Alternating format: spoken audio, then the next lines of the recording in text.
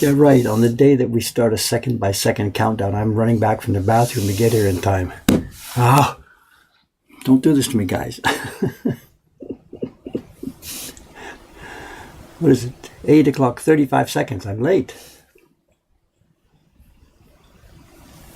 Okay, what have we got today here? It's all at the carving bench, but a few different jobs here. A few different jobs. What are we going to do? Let's see. This is supposed to be secret, but what are you going to do when you have a live stream? Step one. I need to.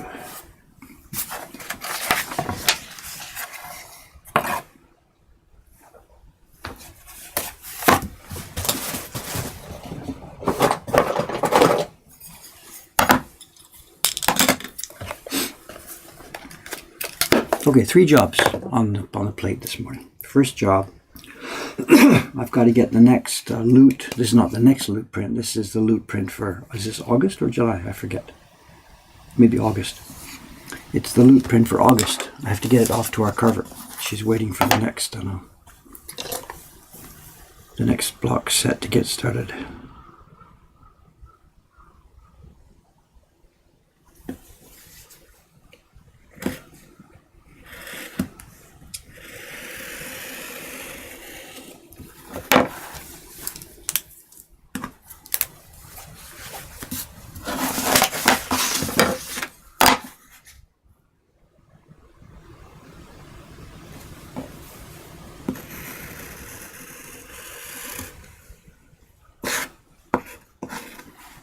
Why am I cutting off the registration marks now? There's 2 ways to do this. What I could have done with the registration marks visible there, I could have just pasted this thing down onto this, and then seeing the registration marks there, I could have cut them. That's okay, but another way to do it is to cut the registration marks first, and then gently put the paper quietly into the registration marks. And for me, that's more accurate. If I paste the paper on here with the registration marks visible, then cutting them, inevitably when you're putting the knife in, it's, you know, it can squeeze the block a little bit one way or the other. So this to me is more accurate to cut them first and put the paper into it. My printing technique is sharper than my carving technique. Where are we? Should say good morning everybody here.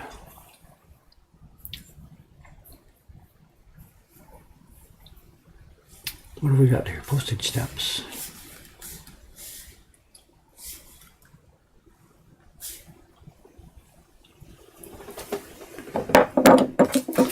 It's a minimal image, this one. The print is going to be that size, but most of it is going to be just color information that doesn't have outlines. So we've got a couple of characters who will be colored later, and then will be some colored objects near them. But those objects won't be appearing on the key block. So this is my simple one. It'll be a few minutes work, well, a couple of hours work for her to carve this one.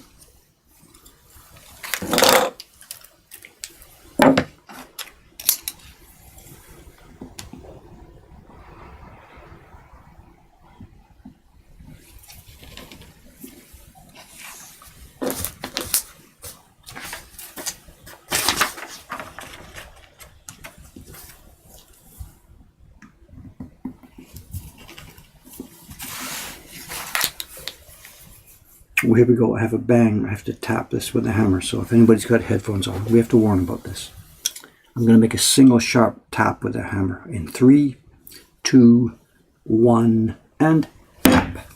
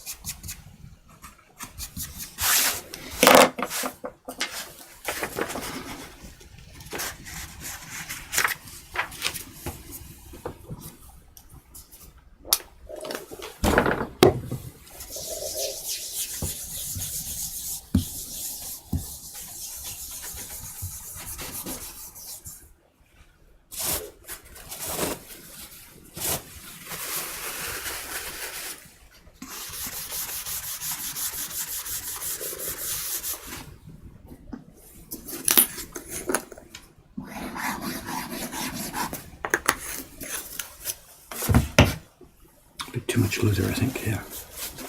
Dee, what are you doing?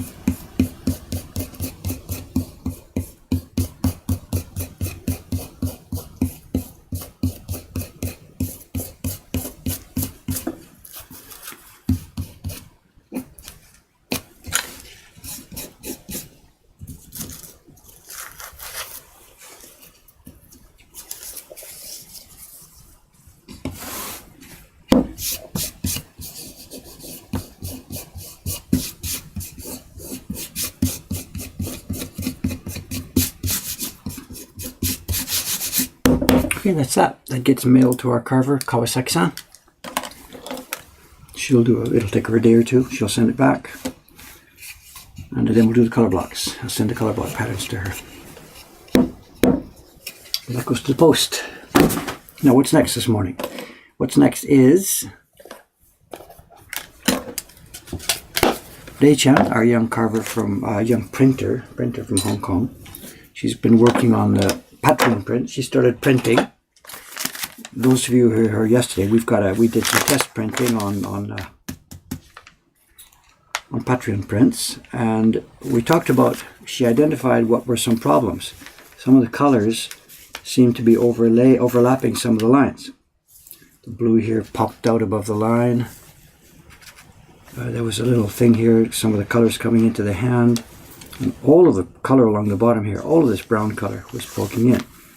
And I speculated at the time that I had made a bit of a mistake, that because I took time with doing the color separations, instead of doing it on one day, I did it over a period of 3 days. I was afraid some of the color sheets might have shrunken or swelled, and the color blocks might need considerable adjustment. Turns out the answer is simpler, much simpler than that. What I had done was, here, maybe we can zoom in, if we can see this. This is the blue color block. Let's put it in the same orientation. It's the color block to print this one. And I don't know if you can see it. Let's try and find the spot here. You can see this is the rough test printing. The blue was coming out into this place here. And it turns out that what I had done was when I did cut the blocks, I cut with my knife all the areas, all the lines. I scooped away with my big chisel. And then the last step in all of this print carving is supposed to be you come away with your chisel and clean up against the lines. And we have here one spot where I have cut the line, did the scooping, and didn't clean up.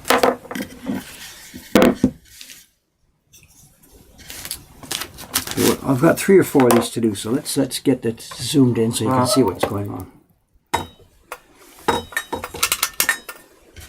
Hang on a second, let me find the spot.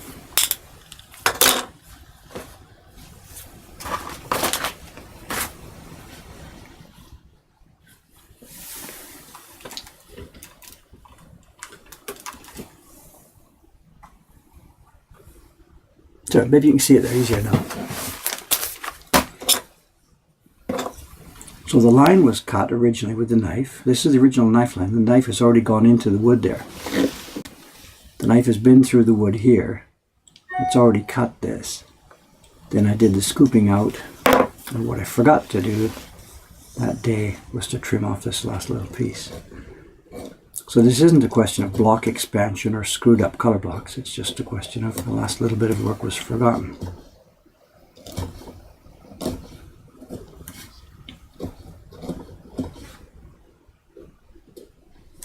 And this happened on the blue block and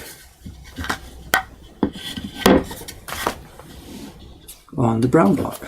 And this line at the bottom of this block here.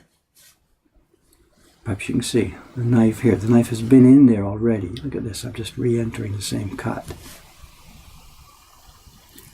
The knife has been in there. You can see it just popping up, popping open.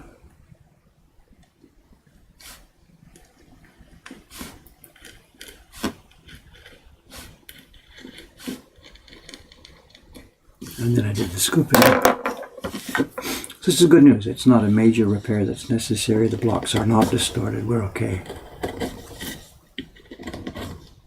I don't need to apologize for screwing up because I did nothing.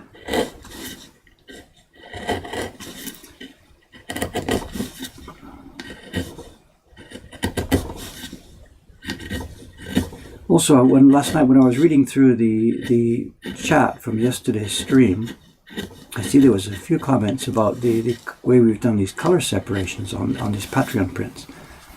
And people were worried that there were things that John had specified in his original thing that I had not done. And yet we've changed it. I know John gave me just a rough guide to what he thought a color separation should be. We've gone ahead and done ours using that guide to some extent. And there was people who were panicking because I had missed a couple of things on there. And whatever. I don't think they were missed. They were just, we were using his work as a guide, but not as a perfect thing. So. Okay, there's one, there's two. Now what else was there? Where's the sample again? There's a place on the hand here.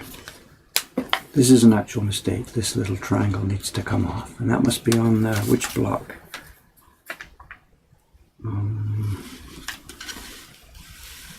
It's not this block.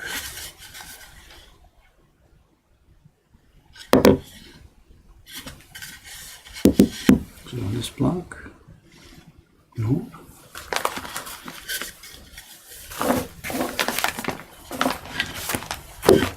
Must be on this block, I think.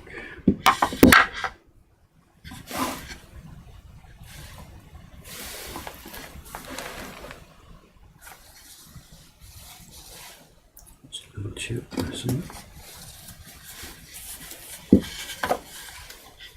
I don't know where it is.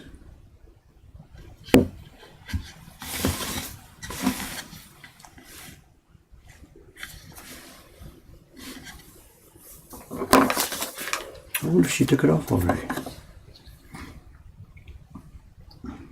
It's a triangle of light tone. Must be the base wood tone. Show this is the shadow.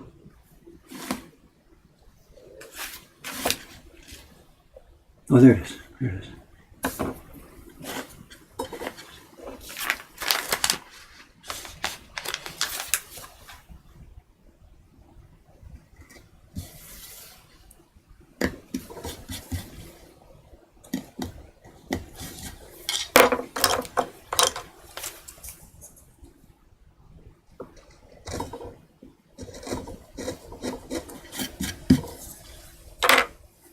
Okay, I think that's it. These are all the parts she asked me to change. It was that blue, she circled this stuff at the bottom, that one. I think we're good to go.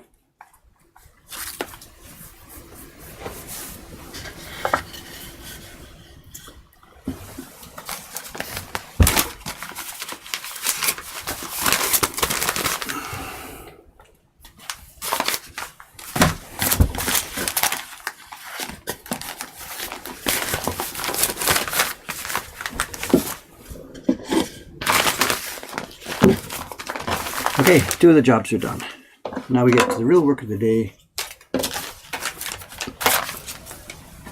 back to the normal carving work. You know what that is? Okay, where are we?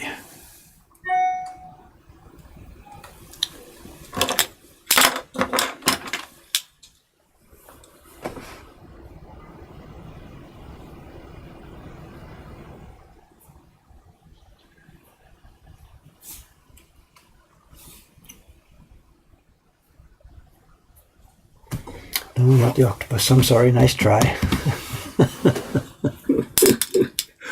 It's all about the priorities, guys. I'm sorry. I know. We had a couple of young women in here yesterday from France. They work in a printmaking workshop in Montpellier. Fun ladies. They did we had a fun time together chatting about this and that. And they'd seen that I was working on the octopus like a year ago. So they came in expecting to, see it and maybe pick one up and stuff like this. And I had to disappoint them. I showed them the block where I was, and they're like, "But that's just about where you were a year ago." And I did whatever. All I can do is just shrug my shoulders and throw my hands up, whatever.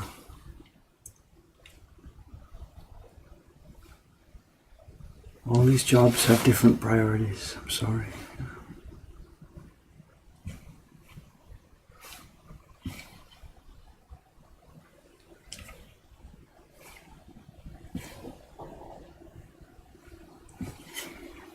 Aoyama-san and I, yesterday we got some good quality time down on the first floor. The back room, the party room, is coming along. It is looking really nice. It's just looking so nice, I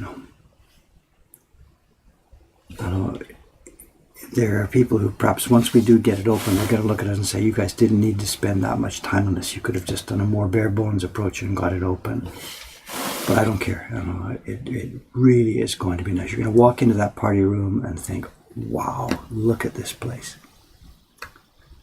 And maybe that's important and maybe it's not, but I think it's important. We're trying to give people a really fun experience here. And that experience is made up of a whole bunch of things. Part of it is the printmaking. And part of it is this place that we built. And the physical shop itself is, I think, going to be part of the experience of coming here and doing these things.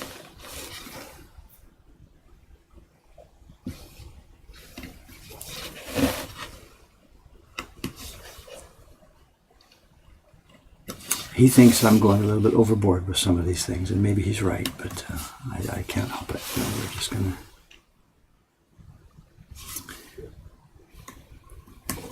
I want people to walk into that space and just feel that they're in somewhere special, so.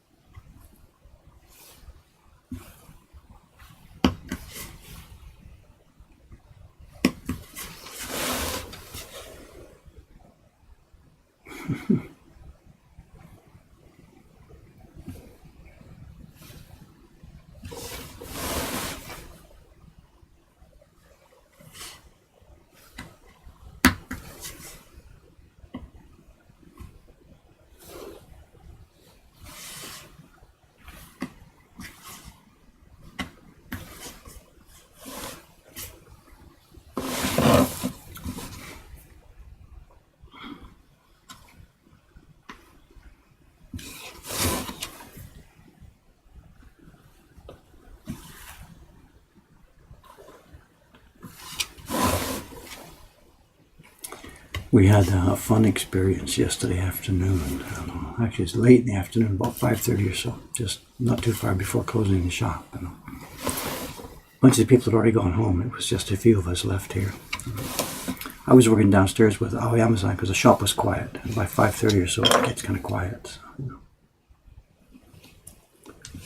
I was downstairs doing some of the working on the print party room with Aoyama-san. And a couple of people were up in the shop, a couple of staff were up in the shop. One of the staff guys, a new one, Koizumi-kun, he's a new staff member for us. He came downstairs to get me. This happens all the time. Dave, there's a customer in the shop, they're YouTube viewer or whatever, they'd like to talk to you. So I get ready to come upstairs, just tell him, just a minute, I'll be there in a minute, I gotta change out of my dirty pants, whatever I was doing down there, And he says, Dave, there's a lady here to see you, and she's crying. And I'm like, okay, let's get upstairs. And we'd had actually a difficult incident involving something a couple of weeks before this that had really involved a lot of tears. But so I didn't know what was going on. So I come upstairs, ready for whatever it is, and it was a young lady with her family, her partner, and some of her other family members.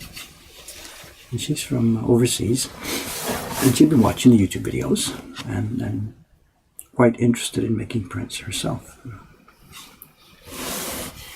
And she had made prints, actually, not woodblock prints in our style. This is what she wants to try next. She'd been making some etchings in college back in her own country. And I come into the room, I come upstairs and dusting off my hands from the mess and stuff downstairs, look around at who am I supposed to be talking to. And this young lady, she's I guess about whatever, maybe 30 or something. And she just breaks down, totally breaks down crying. She can't actually even talk. She's just sobbing a little bit. Her family is there, like her partner is there, and it was her mother that was there too with her. And we all sort of just stand around for a minute until she can recover herself. And then once she can talk, I talked to her. Are you okay? What's going on? And it wasn't anything tragic. She was just so happy to be here and couldn't believe that she was able to see our work and be here in the place where those videos were made. And then talk to me. And she's explaining that she's still sobbing a bit more, and wiping her eyes. And what can I say? I chatted with her, tried to be as friendly as I can. Look at her work. Asked her, she didn't have prints with her, but she had stuff on her phone to show us. Try and be congenial and chat with her, and settle her down a little bit at first. And of course, we take some pictures together, and she's just jumping up and down. Is it okay? We take pictures together.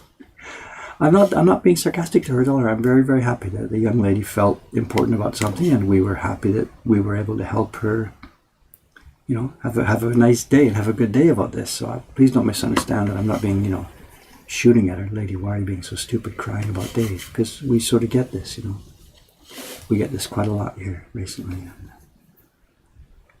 We've talked about it before in the stream, the way that something's seen on a screen, whether it's a movie screen or a TV screen, or these days even a YouTube screen, sometimes affects people in an interesting way. And the person on the screen, the person who they've seen on the screen is sort of something real and something not real. And when they meet that person in real life, very interesting things, very interesting things. There's the three levels. When I was a kid, the old one of there was movies. There was no YouTube or TV. It was just movies. And people you saw on a movie screen were something incredibly distant and strange and special and whatever. You would never meet them or see them or anything. And then along came TV. There was still that thing on TV. There were the stars and stuff that you would never meet. But TV had another level. There was local TV, so it was possible that you would meet people who were on TV. And then it breaks down even more. Now we've got the YouTube thing, computer screen, and anybody can be on YouTube. So it's no longer just distant superstars. But there's still something left over from those days when screens were something more exotic, and the people who were on the screens were something special. That feeling still exists here and there.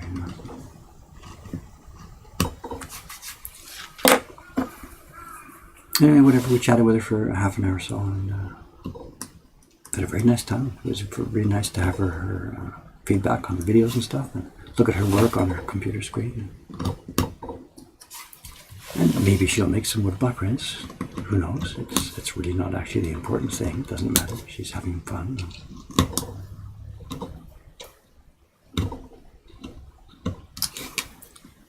And after half an hour or so, they left happily with their pictures and having had a chance to talk. I sat there quietly. It was the end of the day. We were just getting ready to close the shop,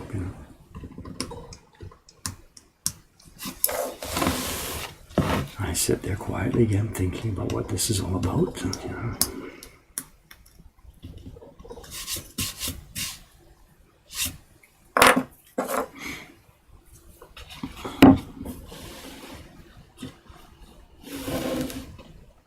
Gotta be careful, where I am here. Some of these areas are going to stay, and some are going to go out. We talked about it a bit the other day. The original print had dark blue, medium blue, and light blue, and we're going to wrap this into 2 levels. So the super darkest blue level, these lines, the wave curls, are going to be combined on one block with the darkest of the blue inner waves.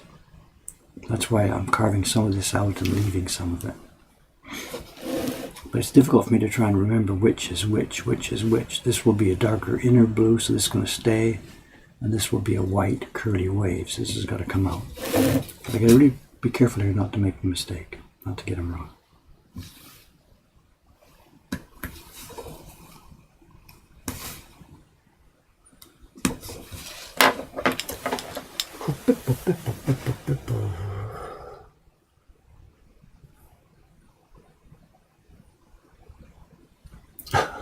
What's this? Babies, okay. You guys go ahead and chat, that's fine. I'm busy here, so you guys go ahead. It's all right. I never know what to expect, Some days, actually, I haven't actually been able to check all the chat every day. It's been a bit chaotic this last few weeks, but...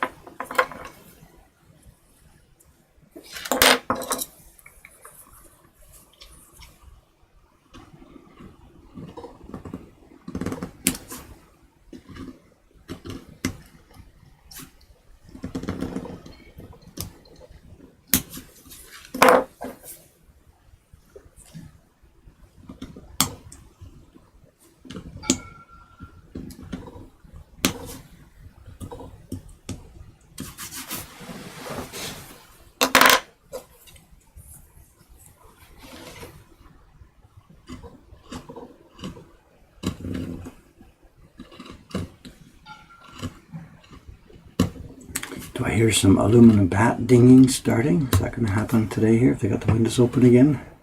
Do you hear it?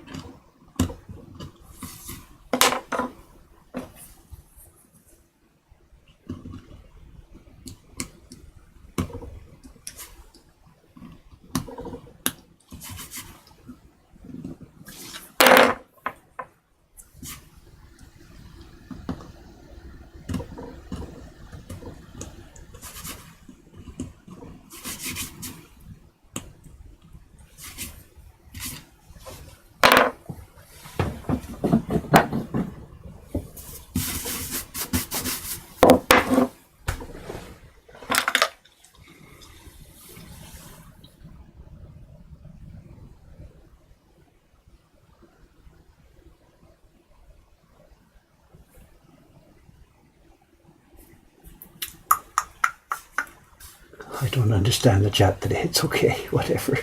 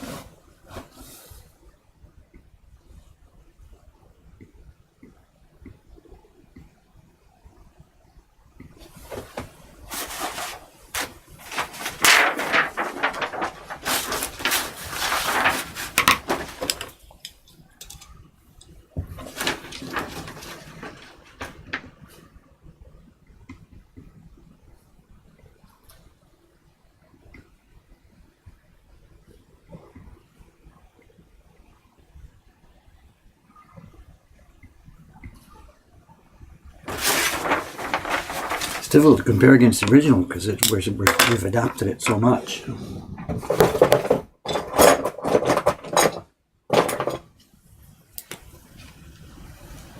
This one clearly is going to say.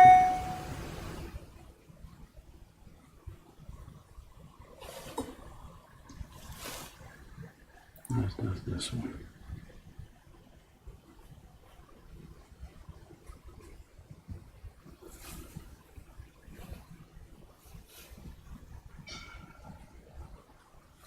They have the windows. One of the windows is open on the batting center, so we can get that dinging.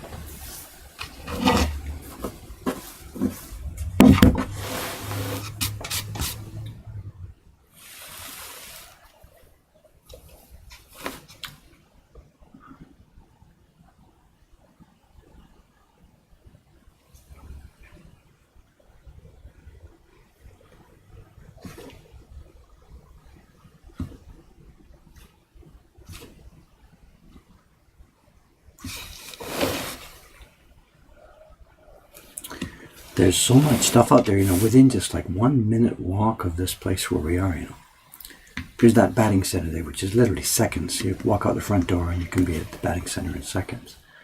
Then there's the Taito Station, which is a big game center there.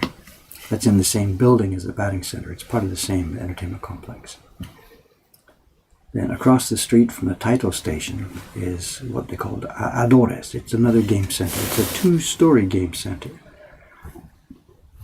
All kinds of stuff in there. I've just walked through it once. I haven't spent, I'm not a gamer. I don't spend much time in it. That's the Adores Game Center.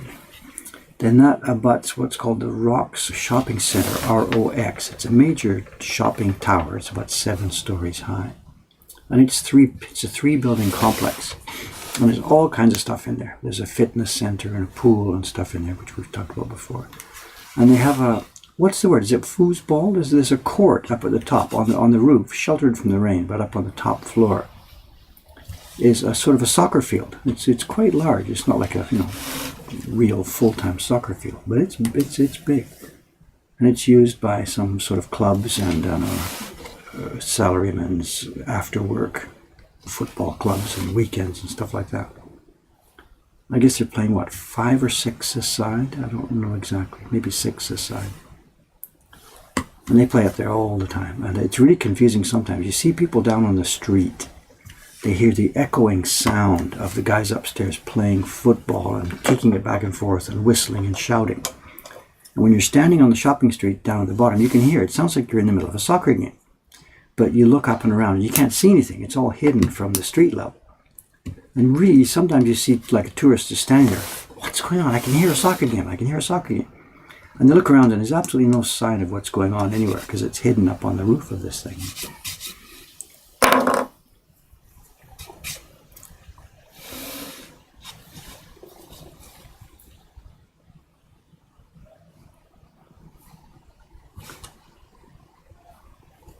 And then the theaters, there's clubs, strip clubs, theaters, bars, all kinds of stuff, just all kinds of activities here, you know. Some of the theaters are comedians, some are dancing girls, some are traditional Japanese, I don't know what you call it, quasi-kabuki sort of a style stuff, you know. It's a bizarre mix of Western theater and kabuki theater. The people are acting and saying lines that you can understand, but it's a melodrama type of stuff. It's hugely schlocky and hugely funny.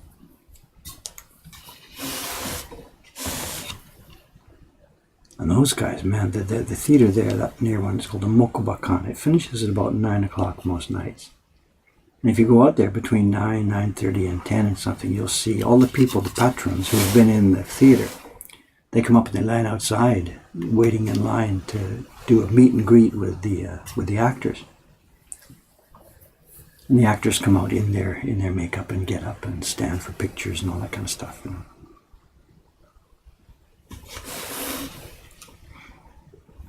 And there's another theater nearby. It's a municipal theater. It's the Kokkaido. It's the municipal hall. It's a theater run by the city.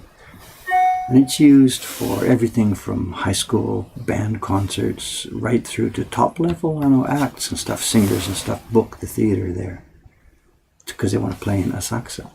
So you get all the top level people singing in the enka field or whatever, the traditional Japanese songs. And these are big names in Japan. I mean, they're as big names as they are in any country. And the exit from the parking lot is just down the street from my place. And last night, me and Kawai-san, we were heading down the street for a bar. We were going to have dinner after closing the shop here. This would have been at about 7 o'clock or something, I guess. And just when we get down the street near the exit to the garage, the underground garage of this theater, we see a crowd of ladies. They're all lined up. Maybe there's 40 or 50 middle-aged ladies. And they're all lined up outside the exit to this parking garage. The cars come up from underground and out to the gate and out into the street. And they're all lined up in a row. And there's some guard men there holding them back in line and stuff like this. And at the exit from the parking lot, there's sort of guys in black suits whispering into their microphones in their collar and stuff like this, And these ladies are all holding sort of electric little sparkler wavy things in the shape of a heart. So I guess it's some male crooner or singer or contemporary Frank Sinatra type or something, whatever. And just when we were passing, just when we were getting to the place, the guardmen jumped the street. Stop, can't walk, back up. And the door to the parkade opens. And out comes this jet black SUV with all the windows except the front one, just totally jet blacked out. You can't see anything. And the women go ape, and they're just waving their sparklers and looking towards and leaning towards this car and blowing kisses and blah, blah, blah. And you can't see anything. The guy is such a, whatever, he's a jerk. He doesn't even roll down the window, doesn't do anything. All we see is this black SUV go by. And that's it. 2 seconds, 3 seconds, 5 seconds, bang, it's gone. And the ladies are all screaming and waving these sparklers. And that's it. The car goes by and he's gone. And the crowd breaks up and starts to move away, What's this guy, he can't like even acknowledge this, I don't know, I don't get that stuff, Me and Kawai-san just look at each other like, yeah, whatever, so...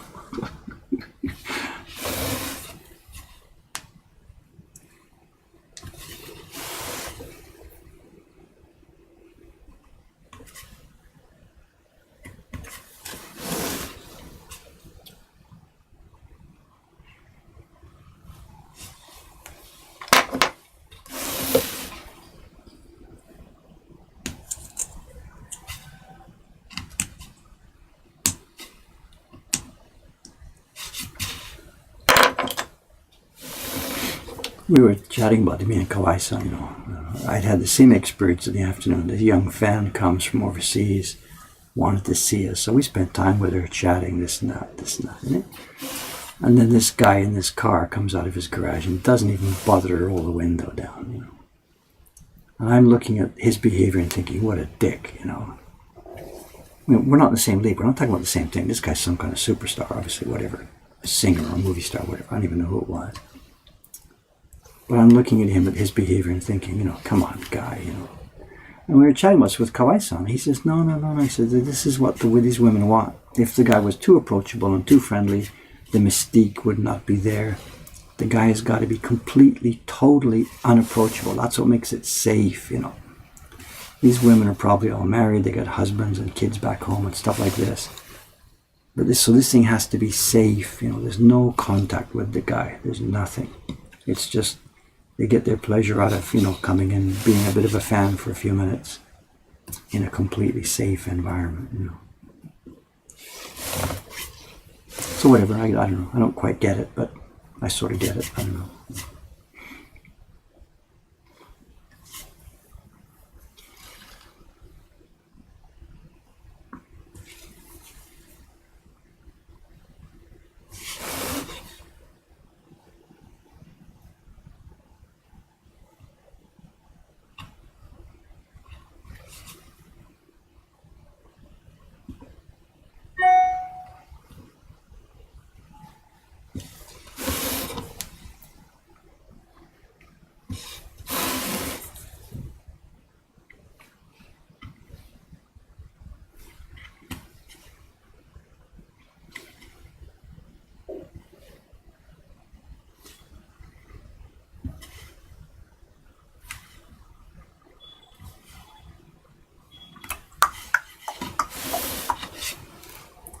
Round and round we go.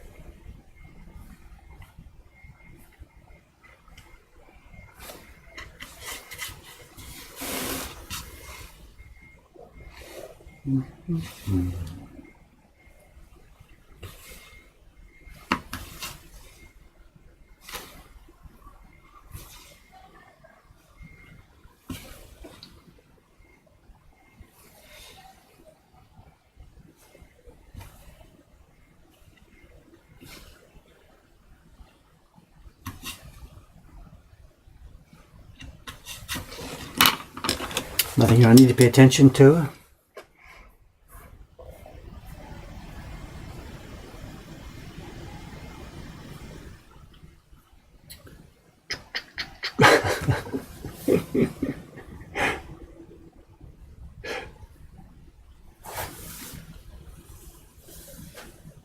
Any news on the paper side of things? Yeah. There's some. There is stuff happening on the paper. I know, not a whole lot to report. I know because of the spring rush here, I haven't had a lot of time to do much more experimentation with the sample patches of paper we've received from Sawaki-san.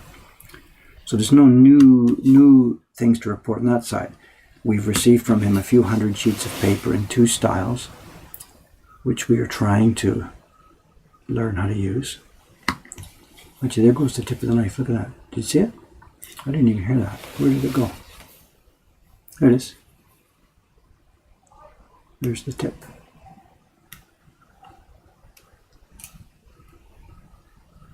Let's get it out of there. Can you see it? Let's put it down here.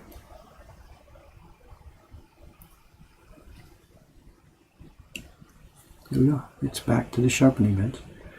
Just as soon as I start talking about paper, I know. Paper at the moment is looking good. I know Sawaki-san's paper, we're testing it still. We're not able to use it for prime time. Each time we do a new batch of sizing, we do some of the old Iwano paper and some of Sawaki-san's paper and try them side by side. So we're learning how to use it bit by bit. But what has sort of come up that we didn't expect is that, I've talked about this a bit before, we ordered back in, I guess it was January or February, no, maybe late December. We ordered our paper for, a half a year forward from Iwano-san, our traditional supplier.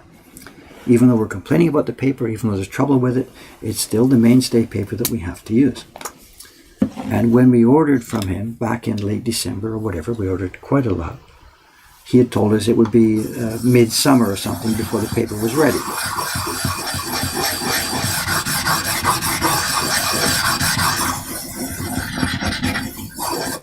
So be it, midsummer we expected, but it turned out that over the past month or so, we have received suddenly a ton of this paper. It didn't take until midsummer to get here. He delivered it months, way in advance of what it was supposed to be. 4 huge packages of it in 2 different sizes. And the paper looks really good. It's a bit thinner than we had ordered, but it's got no garbage whatsoever. We can barely find any chili, the garbage inside the paper. It's clean around the edges. We're finding it hard to believe actually that it's made by the same people, the same living national treasure. But it has saved our butts. All of a sudden, at the moment now, we have thousands of sheets of paper which look good to use from, the Living National Treasure Workshop. And it's difficult to us to figure what's going on. We can't phone them up and say, hey, wow, what's happened? How come the paper is so nice this time? You can't sort of phone and ask that question. So we don't really know what to expect. We're not sure actually if they made it themselves or if they've subcontracting, or maybe they've all of a sudden got a new couple of apprentices there who are helping them and getting the work help sort it out. We don't know what's going on. And until I get a chance to get up there, probably maybe later in the summer, maybe when the rainy season is on, until I get a chance to get up there and talk to them, I'm not quite sure what's going on.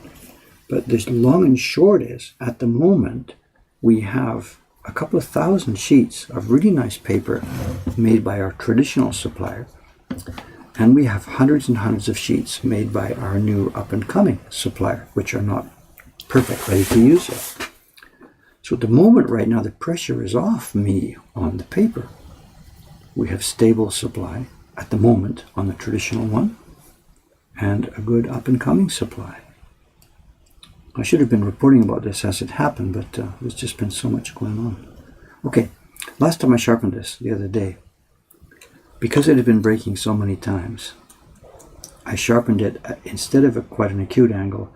Can you see this? Yeah. I lowered it to more of an obtuse angle, and it's still broken.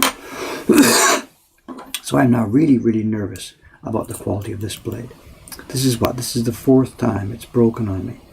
And when a new blade comes, you always expect some breakage on the first couple of times because it's not tempered properly at the very end of the blade. For 2 reasons. They don't hammer evenly, when they're hammering the thing. It's difficult to hammer right at the end of it. And then also when they sharpen it originally, they beep, beep, beep on a wheel and it's too hot and it loses its temper. We've talked about it before. The first couple of sharpenings on a blade are usually no good. But this is now going on longer than I like. and I'm a bit nervous about the whole quality of this blade overall. And if it breaks like this again once more or twice more, what I'll probably do is I'll get a file and I'll chop it off. Chop off maybe the first centimeter or something. Just throw it away. Jump down to the middle of the blade and try that. And if that still breaks, then that's it. Just toss this. We've just got a bad blade. Can't mess around with it. So we'll try it 1 or 2 more times and we'll see how it goes.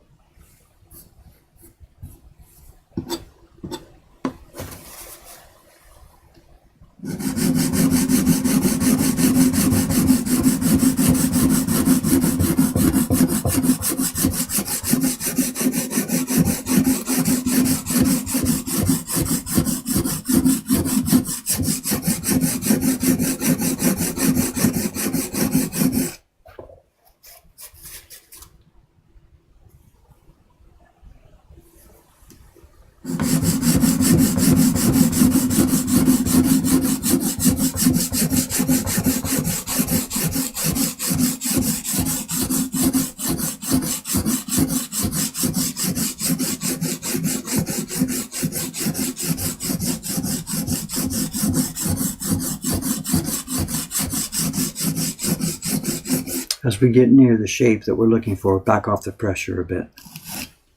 I was pushing vigorously down to get lots of metal cut off there at the beginning, but now we're getting closer to the shape, so I can back off.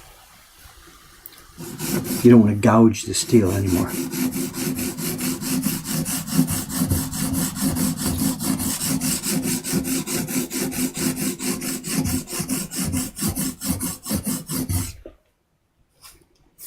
And now till we've come down so far, I don't know if you're going to be able to see this. Let's try. I don't know how to show this. Looking at the back side now. You can see on the back side now, we're really close to reaching the area where the hollow ground is on the back side. See this? That curve, that hollow ground place now, is nearly right at the tip. So we have to do some work on the back side, and I'll do that on the next stone rather than this stone. Usually, not always, usually what happens is you'll shape the bevel. We're shaping the bevel on one level of stone. This is the strong stone. Then we're going to move now to the medium stone, and we're going to do the back side on the medium stone first. Then shape the bevel some more on the medium stone, then go to the last stone and do the back on there again.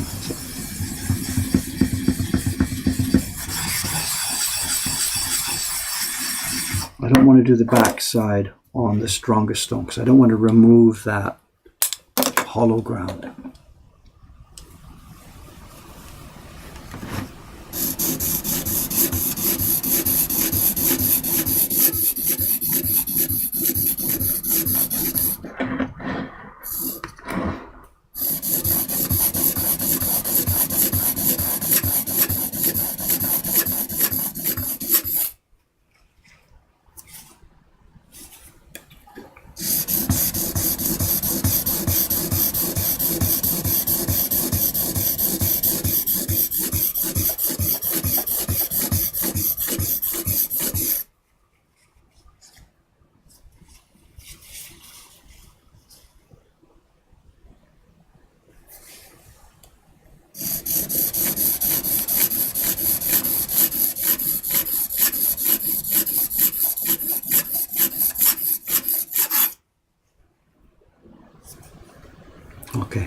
see this now? We've got it back down. Just a sec. There we are. See it now? The hollow ground part has now been moved back from the edge. It's not right at the edge anymore. So that sharpening on the back that we just did has now been focused up towards the edge. Okay, let's put the bevel.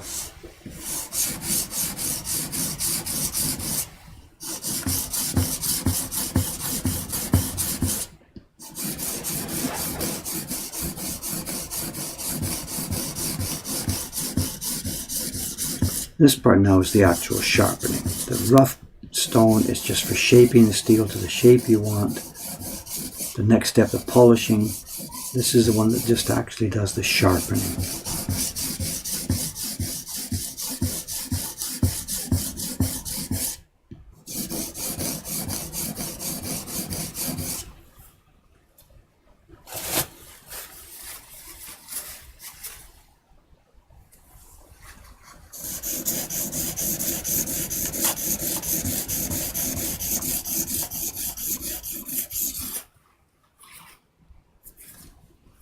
I think we have a nice blade here now. Find the angle where the light hits so you guys can see it. Here we are. Is it somewhere in there? There we go. And there's our bevel.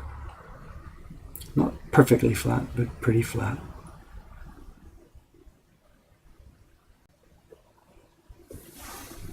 And we're going to knock off the back, the tip. Tip it up just a little bit, very light pressure.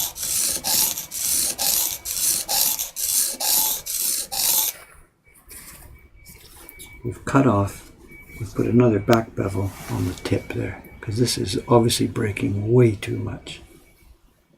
Nice. Okay, let's move on to the polishing stone.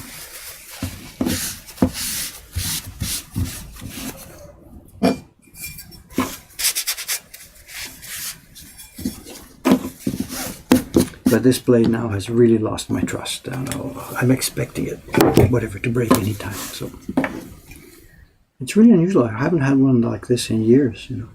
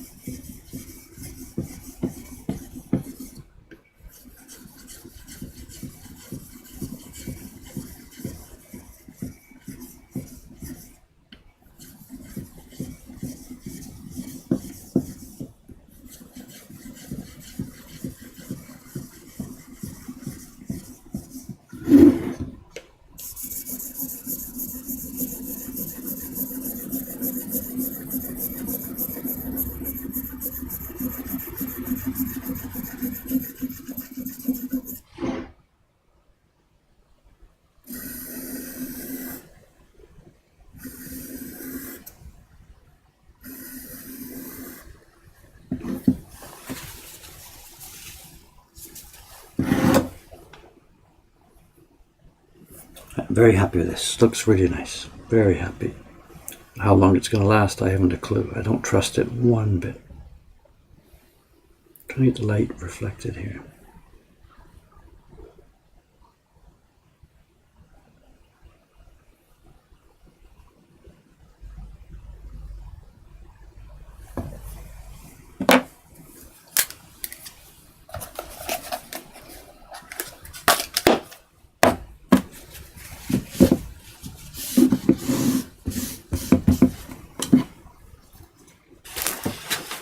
Okay, sorry for the detour again.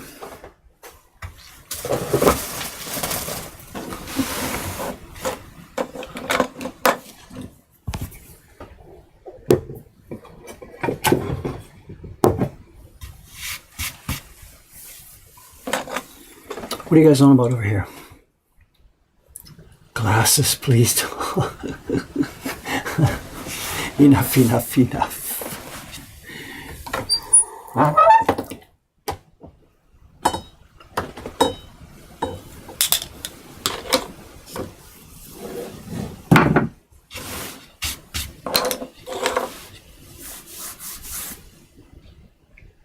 Look at that, I can still see the little triangle still sitting there from the broken one from before. They're magnetic after breaking. I don't know why. I think somebody in a previous stream said that the shock of breaking sends some sort of pulse through the metal and turns it magnetic. I don't know. But it's important, again, we've talked about this before, after you do break the tip, it's really important to get that broken piece of metal out of the block. What happens sometimes is you're carving along, the tip breaks, it stays in there, you go and sharpen, then you come back with your brand new blade, you put it in the same spot, and you hit the piece of metal that's in there, of course, which is not what you want to do. So, all right, so for the first few cuts here, because I'm really unsure about this blade, let's try and keep it straight without wiggling around too much here. Ooh, that's sharp.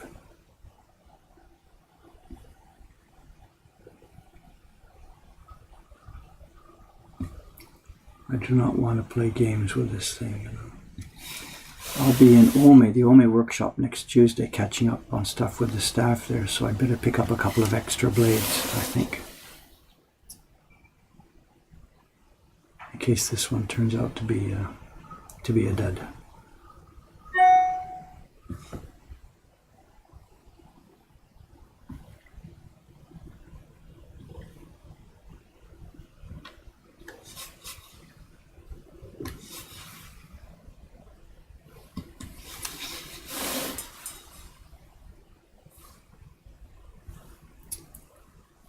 A couple of years back we were talking about getting into the tool business, and we're still,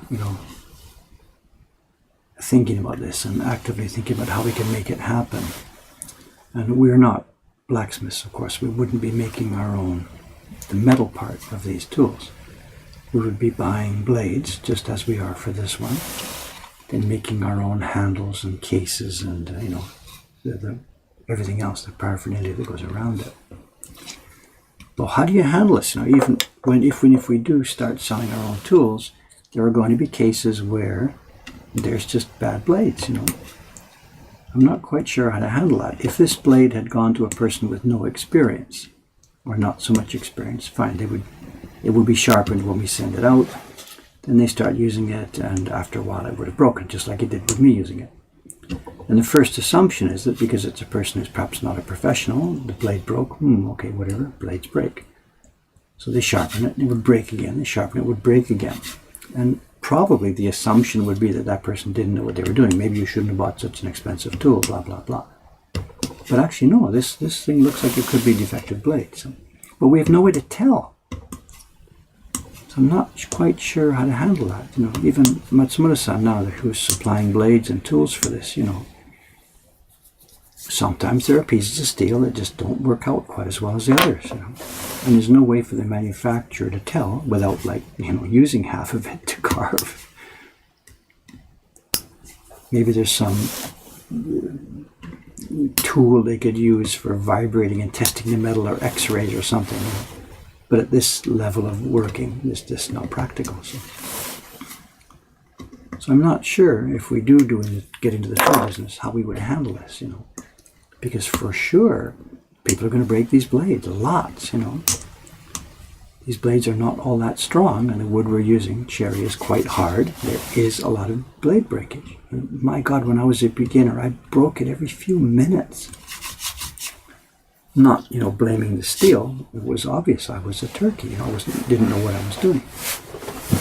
And maybe in and among that, some of the blades I did use were not so good compared to others, but there's no way to tell.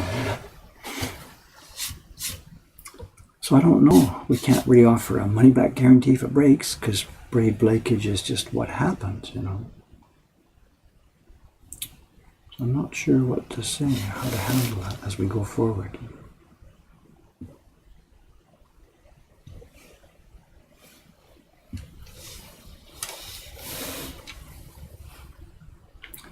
cross that bridge when we get there, I guess.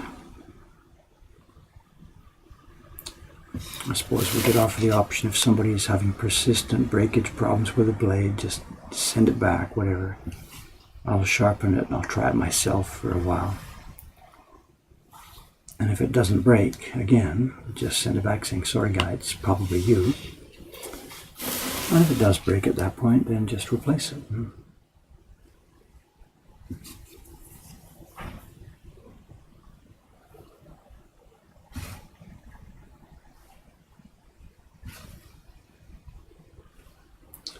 A while back, a few years ago, I was helping Matsumura-san, who deals with English customers, and he doesn't speak English very well, you know, the tool supplier here in Tokyo. And years ago, maybe 10 years ago or so, when he was first starting to deal with foreigners, myself and my girlfriend, who was helping him still with English, we were doing translations of emails for him and helping and stuff like that. And when he put his tool catalog out, he tried to be sort of as comprehensive as possible, and he put in a lot more tools than were really useful. And he had a blade like this, the 4.5 common blade in his catalog. But because the makers had other ones, he put them all in his catalog. 4.5, 4, 3, 2, 1, 1.5. He had these really tiny, delicate tools in his catalog. A knife like this with about a 1.5 millimeter blade. I've never used such a thing and wouldn't use such a thing because it would break. You just put it in the wood and bang, it's going to snap. But he put it in his catalog just in the interest of being sort of comprehensive and complete. And my God, every one he sold, the people just complained right away. I just put it in the wood and it broke right off at the handle, you know. And I'm like, well, of course. And he just persisted in this and had so much trouble with complaints, you know.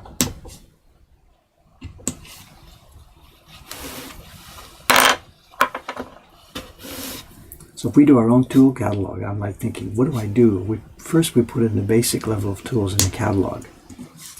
And then we've got more delicate or more expensive models in there. But before you can order these prints, you got to show me, before you can order these tools, you have to show me one of your prints or something like this, so I can tell what level you're at and if you need this tool or not. Do we do that? I don't know, you know. Nope, we won't sell you this print because your work is too rough. We won't sell you this knife because your work is too rough. You know, so you have to pass a test before they'll send you this delicate knife. You know, I don't know.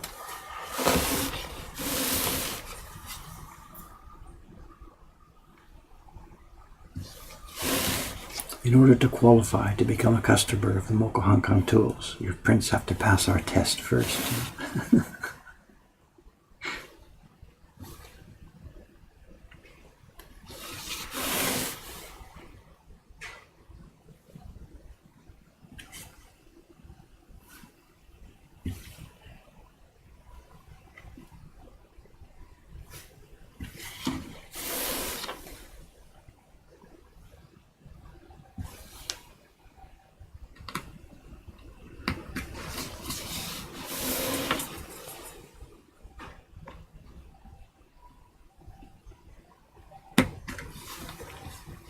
I haven't broken it yet. Maybe we're okay. Who knows?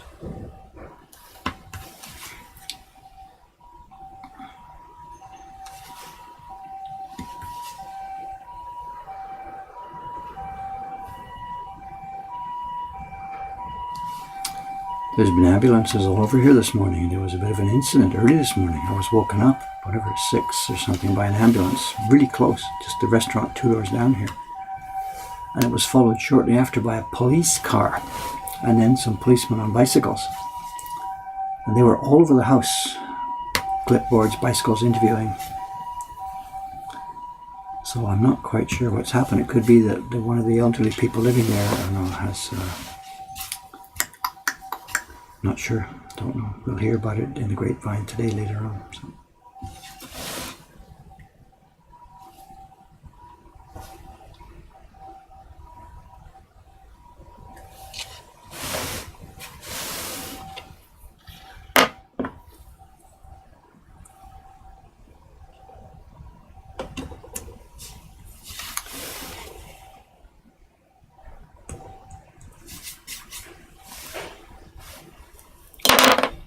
think okay, right? That stayed in, that comes out. I think this comes out also. Not 100% sure, but let's take it out.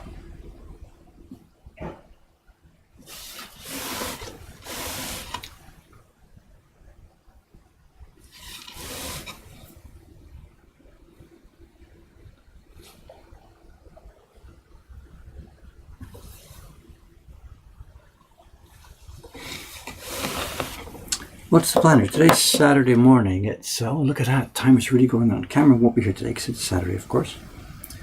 And this is now the first Saturday. We are now entering the Golden Week holiday season. And I say that with some trepidation. It's a period of extended holidays. It basically starts now, Saturday. Typical salarymen worked at their company through Friday night yesterday.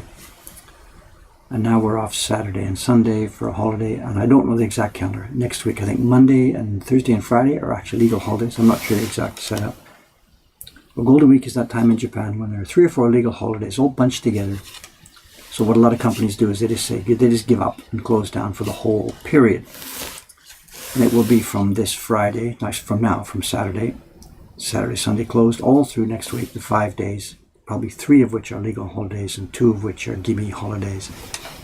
Then it'll be the next Saturday and Sunday. So it's probably going to be 9 days altogether this year. I'm not sure without looking at the calendar. And Asakusa is going to be jumping. There are people that go overseas for Golden Week. There are people that do domestic travel for Golden Week. And then there's everybody else who just stays in Tokyo. But they don't sit at home. They want to get out and around and do stuff. And Asakusa still, even after all these years, is one of those places where people just want to come and hang out and stroll around and see stuff and drink. So for the next 9 days, this is going to be wall-to-wall people out front of our shop here. And we're still heavy with tourists because it's, spring, the tail end of the spring cherry season. And I'm short-staffed because they're holidays. We have to give our staff holidays. That's how what holidays mean. And many of our staff, they want to be off with their husbands or family, whatever. So we're going to be really short-staffed this week. It's mostly going to be me and Kawai-san, who's a single guy. He doesn't have a family to worry about. We're going to handle most of it. And it starts this morning. And we've got now the shutter open downstairs.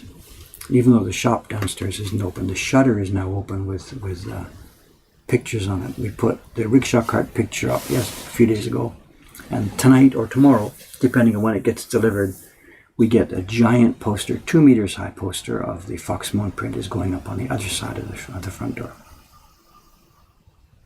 And based on our experience over the past few days, those pictures downstairs bring in a ton more people. Kawai-san and I were talking about this last night. This next 9 days could be interesting. And it starts, what is it now? It's 9:17 now. It starts in a few minutes for us. So.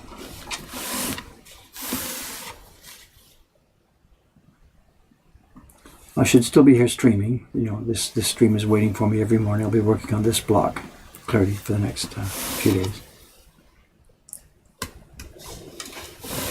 If I'm alive, if I can survive this onslaught of people that's about to come in here.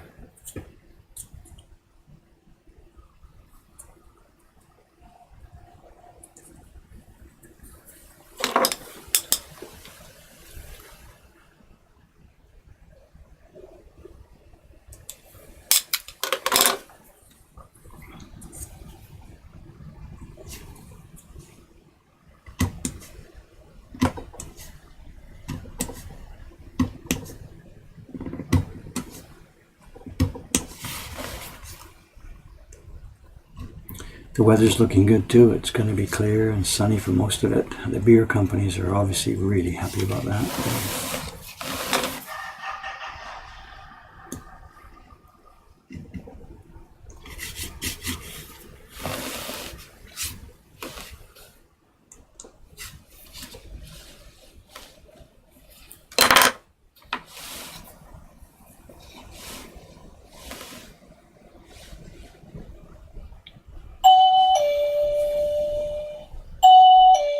This might be Kawai-san, I guess. I'm not sure. Let's see.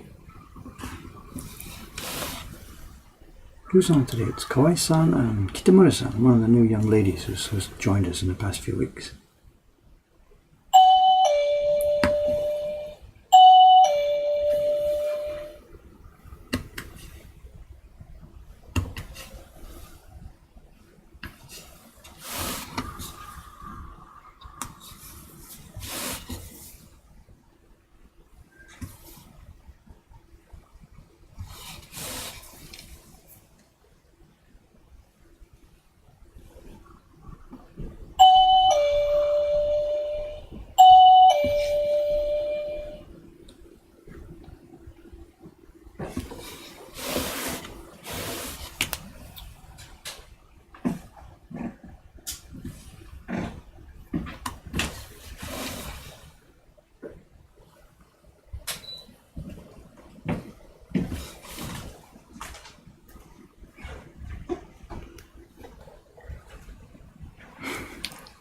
He goes straight into the shop to look at the party reservation calendar to see how it's changed overnight.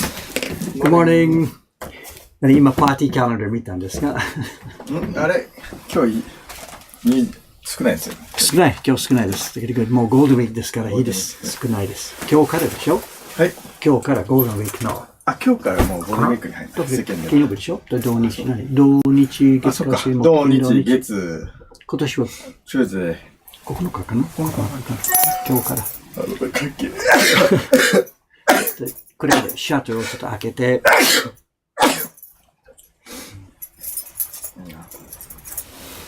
Karen, okay, I guess I got to get going, gang. It's been a bit of a mixed, funny, quiet stream today. Got a bit of work done here. Nothing exciting. The chat, I don't even know what happens during the chat here. If I need a holiday from the stream, I don't think so. The mornings for me, it's, he's not sick, it's, hay fever. でしょ？花粉？今の。そう。He's not sick, don't sweat it. 今、ヒノキかな。ヒノキが飛んで。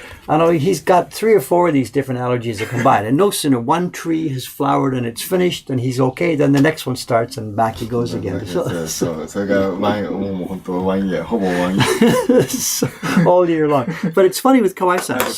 Some of us, we get hay fever, whatever, our nose run and we sneeze once. This guy's okay for about 1 hour and then sneezing. Bang, bang, bang, bang, bang, bang, bang, sneeze, sneeze, sneeze. Then it's okay. あと20分。で、また、sneeze, sneeze, sneeze, sneeze, sneeze, sneeze, sneeze. なんかわかんないけど、すごい。It happens during print parties. He's doing a print party, teaching everybody and saying something. Then he says, ha, ha, ha, ha, ha, ha. And then he sneezes once, twice, 3 times, 4 times, 5 times. So the print party people are all like, what's going on? What's happening? What's happening? So you can't stop it. You can't help it, of course. So. Anyway, he and I, we've got to get to work. Thank you for watching today. As I said, it's been a quiet little stream, whatever. The next few days, tomorrow's Sunday, I should be here doing this on Sunday and on Monday. Tuesday, I'll be off in Ome, and beyond that, I cannot see. Local honey, I'll pass the tip on to him, and we'll see if it means anything or not. Whatever. Thanks for watching, guys, and time for me to get out there in the shop, and we got to get our paper ready for a bunch of print parties. Thank you again. See you next time. What a quiet, funny day today. And this blade, I don't know. Me and this blade, we're going to have some good times together, or he's out. I don't have any idea. We'll see. Thanks again. Bye-bye.